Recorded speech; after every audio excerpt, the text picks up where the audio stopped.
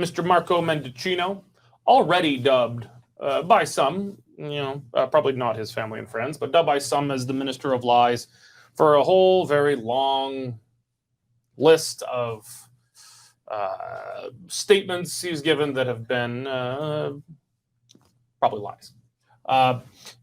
Now we find out, I think it was just yesterday, that was it yesterday or the day before? Day before. That Paul Bernardo, one of the most notorious mass murder. I don't know if mass murder is the right word because he's not a serial killer either. No, 3 for serial killer, I believe. So that would be. But it has to be like a pattern, not kind of all at once. I don't know. I just killed a lot of people. That's something I want to know a lot brutally raped, tortured, and murdered teenage girls, along with now parent volunteer at her school, Carla Homolka. He has been denied just being justice was denied in that he wasn't burned alive or filleted like the animal he is, but he was given a life sentence in a maximum security prison, and he's not there anymore. The powers that be have moved him to a medium security prison. This morning I kind of flippantly called it a club fed. Medium security prisons are not club feds, I guess. They're not easy. They're not the minimum securities. They're probably not playing golf on their breaks. But they are markedly less severe and less unpleasant than a maximum security prison.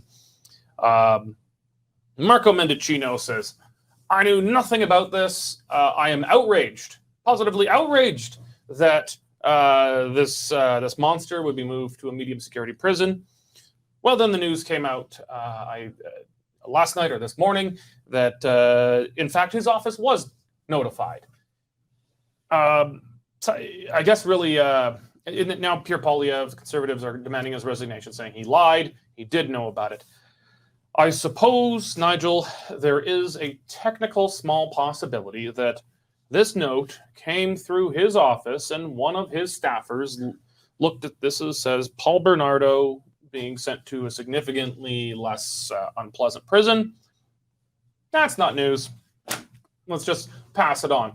What are the chances that one of the staffers in this office just did not think this was noteworthy to pass up the chain of command versus what the conservatives are alleging that, no, obviously someone in his office did tell him, he did know about it, and therefore lied to Canadians in Parliament? So there are 2 possibilities, aren't there? One is that the staffer concerned was born less than 30 years ago and didn't actually live through that particular period of Canadian history when this was the hottest topic, or if he lived through it, it didn't mean anything to him because he was in grade school. Actually, it's taught to every kid in grade 9 social studies or legal because of his accomplice Carla Homolka and the double jeopardy things. Right? So even people born long after this, they're taught this in high school. And I'm guessing that everybody in the minister's office has probably gone through high school. Why would you teach that in high school?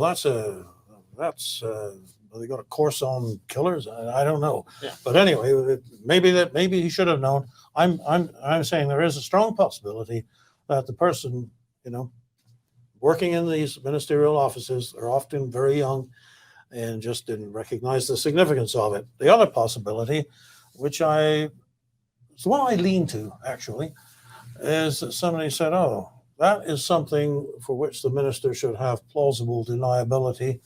Just don't tell him," so that he can get up and say, I had no knowledge.